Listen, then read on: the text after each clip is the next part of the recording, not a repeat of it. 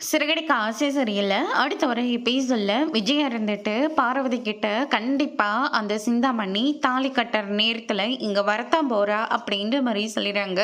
எப்படி விஜயா முடியும்? அவங்களுக்கு தான் எங்க கல்யாணம் நடக்கிறது தெரியாது அப்படின்ற மாதிரி சொல்லிடுறாங்க. அவளுக்கு தெரியாது, ஆனா எனக்கு தெரியும்ல. அதனால அவகிட்ட ஆல்ரெடி நான் ஃபோன் பண்ணி இங்க தான் கல்யாணம் நடக்குதுன்னு அவகிட்ட நான் சொல்லிட்டேன். அதனால கண்டிப்பா அவ இங்க வருவா அப்படின்ற மாதிரி சொல்லிடுறாங்க. இதை கேட்டோன்னு பார்வதி இருந்துட்டு முத்துவும் மீனாவும் இந்த கல்யாணம் நடக்கிறதுக்காக போராடிட்டு இருக்காங்க. ஏன் நேரில் கூட போயிட்டு அந்த சிந்தாமணி கிட்ட சொன்னாங்க. அந்த சிந்தாமணி முத்துவும் மீனாவையும் மிரட்டி தான் விட்டா. ஆனா நீ நடனா முத்து மீனா கூட இருந்துட்டு இப்போ அவங்களுக்கு இவ்வளோ பெரிய துரோகத்தை பண்ணிட்டு இருக்கே அப்படின்ற மாதிரி சொல்றாங்க. நான் துரோகம் பண்றேனா? நான் எங்க துரோகம் பண்றேன்? நான் நல்லது தானே பண்றேன்.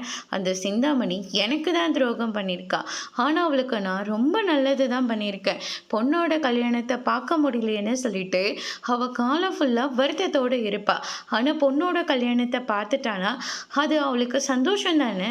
அவள் பார்க்கணும் தானே நான் அவளை வர சொன்னேன். நான் எங்கே துரோகம் பண்ணேன் அப்படின்ற மாதிரி சொல்லிடுறாங்க. இதை கேட்டோன்னே பார்வதி இருந்துட்டு நீ பண்ணது ரொம்ப பெரிய தப்பு அப்படின்னு சொல்லிட்டு அங்கேருந்து கிளம்பிடுறாங்க.